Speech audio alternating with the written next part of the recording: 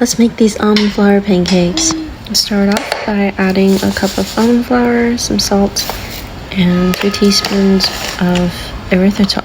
Erythritol is a sugar substitute, has no calories, so if you have a sweet tooth, go ahead and add some more if you like to. Then we're gonna crack 2 eggs into the well mixed dry ingredients. Then we're gonna just mix until it is well incorporated. Now we're gonna add any type of plant milk you'd like. I added about 1/4 cup and some vanilla oil, and we're gonna mix that in together.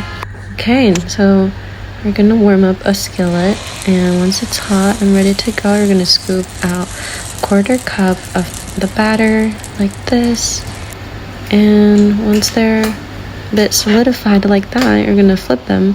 Okay, now we're gonna thaw some frozen blueberries. You can use fresh blueberries as well, and decorate your pancake like that, and then just eat them together, and they're so good.